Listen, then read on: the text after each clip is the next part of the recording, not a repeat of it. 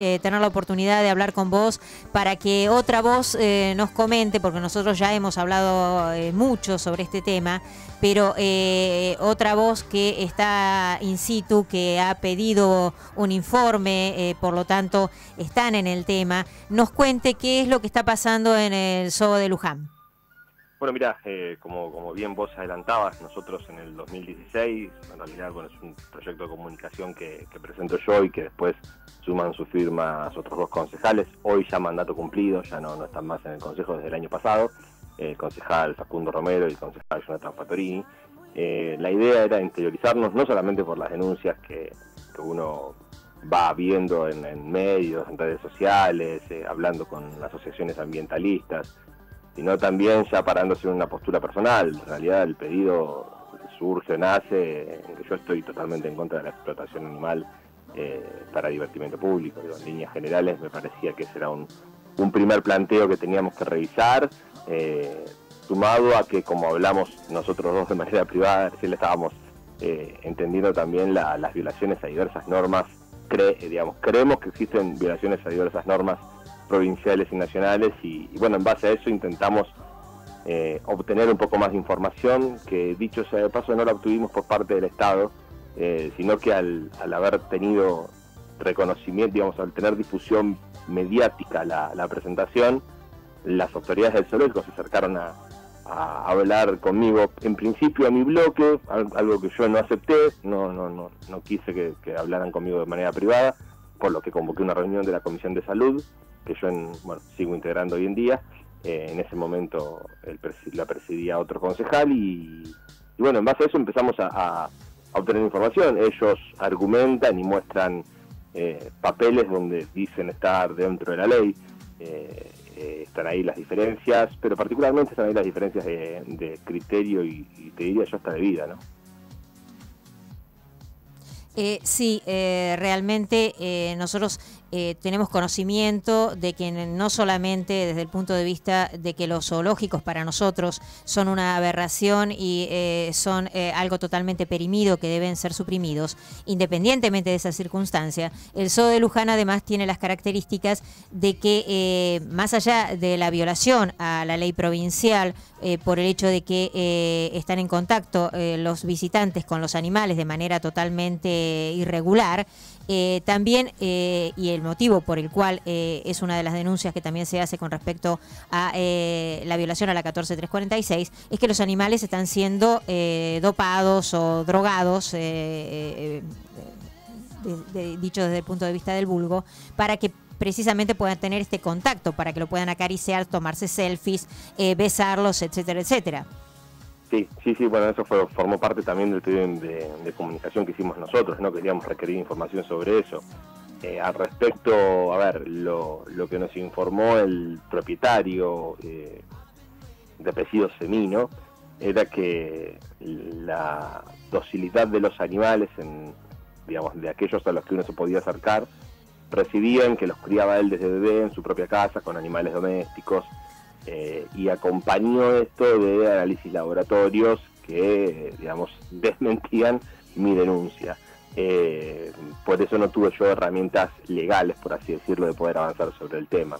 Pero una de las cosas que a mí me interesa remarcar, porque en esto coincidimos, por lo menos nosotros dos y gran parte hoy de la sociedad, de lo vetusto, de lo espantoso, de lo opresor que significa hoy un zoológico para la vida, y en ese sentido lo que falla, y ves lo que falla, es el sistema en líneas generales. Para que tengas una idea, nos mostraba la documentación y son esos datos que te quedan en la cabeza. El zoológico de Luján hoy funciona como una especie de guarida para aquellos animales rescatados por fauna silvestre, por gendarmería, que son trasladados posteriormente al zoológico de Luján para una especie de reinserción que no es posible porque no tiene la capacidad de hacerla. Por lo tanto pasan a ser parte del staff, por así decirlo, los pobres de este zoológico. Y a ver, yo lo que les proponía en cierta medida era buscar la forma de financiarlo, porque uno entiende los costos que eso genera, por parte del Estado, que el Estado tenga la responsabilidad de esa financiación, evitar la explotación y la exhibición pública como si fuesen objetos, esa explotación que para mí es angustiante, y en base a eso modificar la estructura, ya no tanto a Ecoparque, porque es una figura en la que yo no confío, sino más bien en reserva que logre reinsertar con un trabajo adecuado a aquellos animales que sean posibles o plausibles de reinserción. Yo supongo que vos no confiás porque pensás en el tema de Ecoparque, al que yo llamo también, sumándome a Cinso, Ecofraude de Palermo. Pero te comento que nosotros acá lo decimos muchas veces, porque en lo personal he tenido la oportunidad de seguir la transformación del Ecoparque Mendoza, y que verdaderamente en Mendoza se está haciendo esa transformación. Se están dando los animales que son posibles de que así sea en adopción, una adopción responsable, con seguimiento, y los que se puedan trasladar ya tienen los traslados determinados y las derivaciones firmadas hasta por ley de la provincia a los diferentes santuarios nacionales e internacionales. Es decir, con voluntad política realmente se puede. Sí, a ver, mi diferencia en realidad, particularmente con el concepto de Ecoparque, y sacando del medio eso como bien llamás vos y los chicos de INSO, al ecofraude que está haciéndose en Ciudad de Buenos Aires, bajo la gestión, la red en este caso. Me parece a mí que puntualmente lo que hay que trabajar es la cuestión meramente de reserva de paso.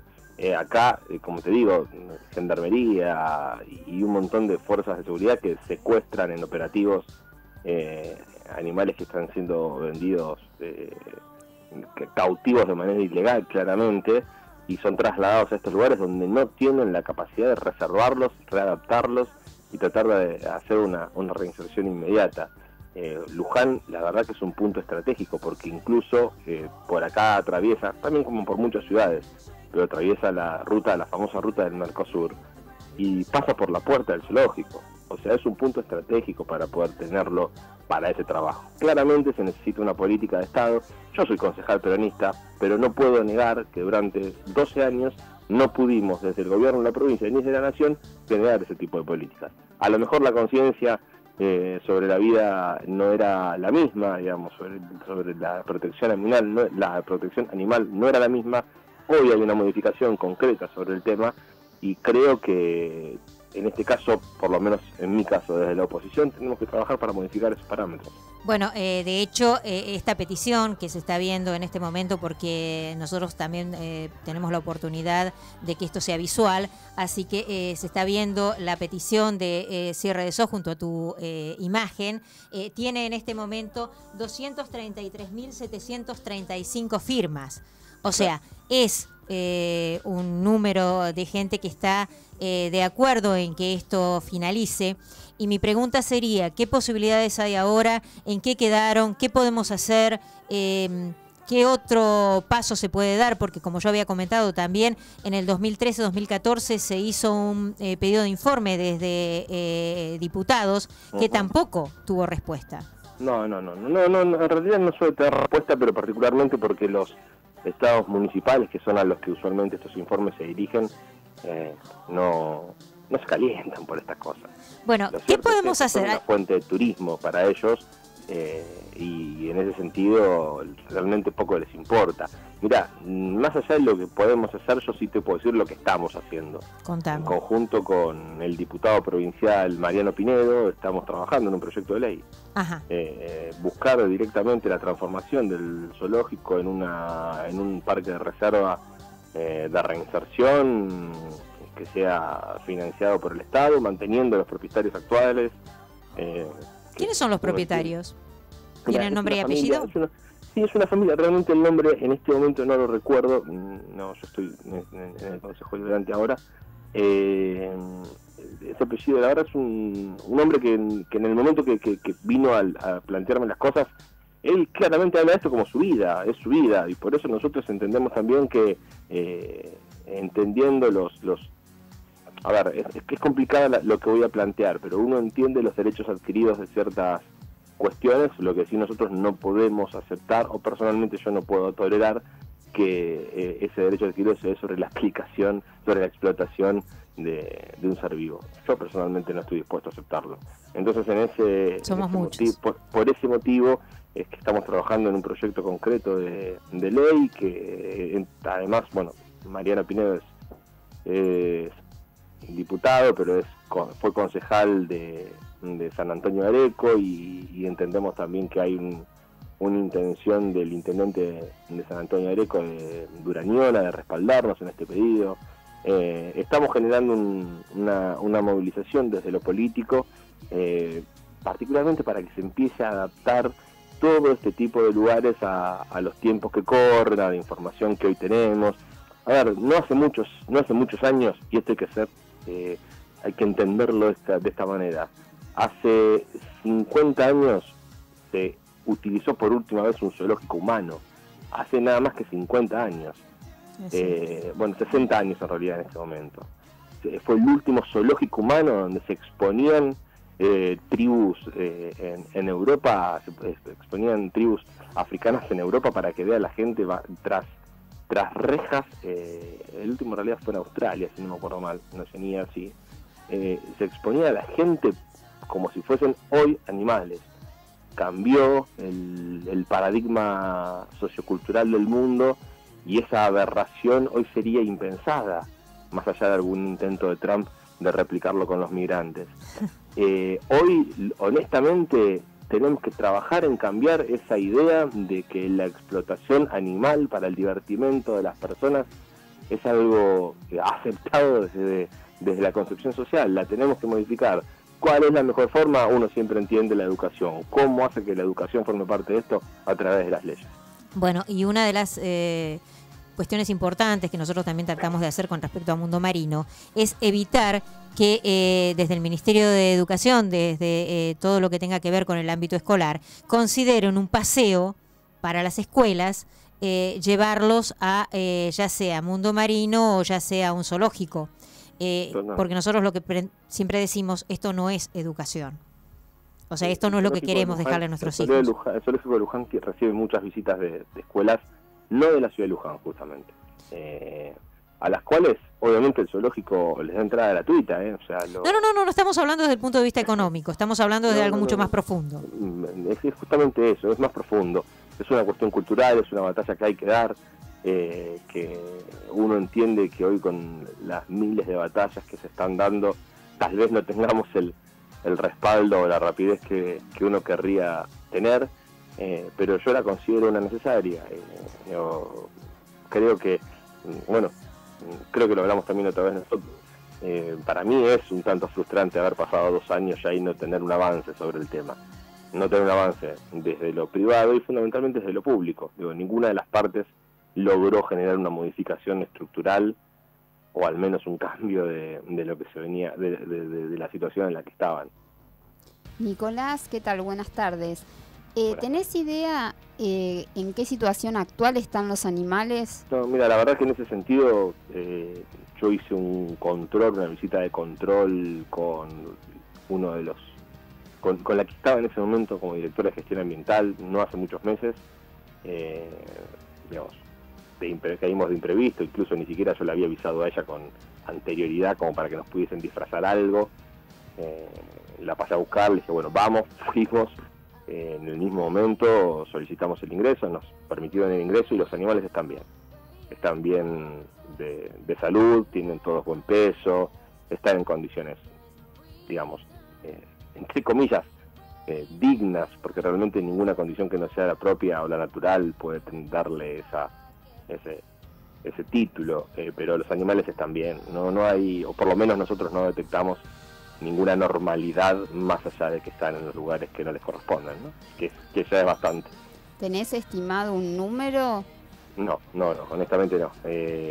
Lo teníamos en aquel pedido de informe, pero era un número que habíamos tomado a través de una asociación ambiental. Hoy en día no, porque incluso, mira, yo suelo moverme mucho en transporte público. El transporte público que comunica Luján a la ciudad de Buenos Aires tiene una parada en la puerta del zoológico y a través del alambrado vos ves ahí la convivencia de distintas especies, y cuando digo distintas especies digo desde venados hasta avestruces, caballos, todos en el mismo digamos territorio, espacio físico concreto, y cada vez que vas pasando ves que crece en número en ese sentido. Por esto que les digo yo, ¿no? Hoy funcionan como refugio de aquellos animales secuestrados por contrabando. Claro. Exacto.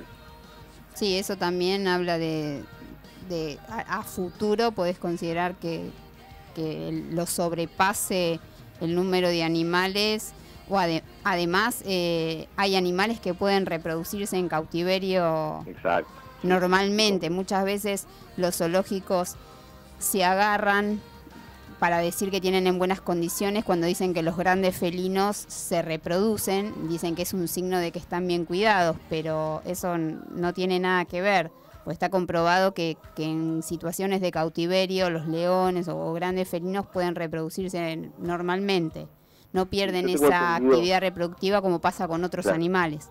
Claro, yo tengo entendido que los felinos sí tienen una reproducción bastante concreta y constante. Y que hay distintas especímenes, digamos, de mucha variedad. Lo cierto también es que el zoológico de Luján tiene, no sé, decenas o cientos de hectáreas, con capacidad de ampliar siempre sus dimensiones para ese tipo de contención. A ver, para que se entienda, en Luján tenemos una experiencia mucho más traumática con el asunto zoológico, que era la estancia de la propietaria del diario Clarín, Ernestina Herrera de Noble, que tenía una estancia en una zona bastante urbana de la ciudad y que tenía leones en sus jaulas, tenía jaulas de leones. Yo me acuerdo que era pibe y me trepaba al árbol para ver a través de los tapiales los leones que tenían en esa estancia. Y que en los últimos tiempos eran animales que pasaban extremada hambre por el abandono total que tenía el lugar. No, acá están bien en ese sentido, pero siguen siendo explotados como si fuesen mercadería, y eso es lo que para mí hay que cambiar. Bueno, como ves, somos muchos los que estamos en esta lucha, y es bueno que nos empecemos a conectar, que empecemos a trabajar coordinados. De alguna manera es bueno saber que está este proyecto que ustedes van a presentar, y bueno, contá con nosotros y con todos los que de alguna manera queremos terminar de una vez con este paradigma tan perimido del siglo XIX, que ya no va más. Y bueno, te agradecemos muchísimo esta comunicación. No va a ser la última, vamos a seguir en contacto para ver qué podemos hacer y qué podemos seguir insistiendo y presionando para que el Zoo de Luján tenga por fin el final que todos esperamos, y que se transforme, ya sea en una reserva, en un santuario, en lo que mejor sea para los animales. Bueno, yo le agradezco a ustedes.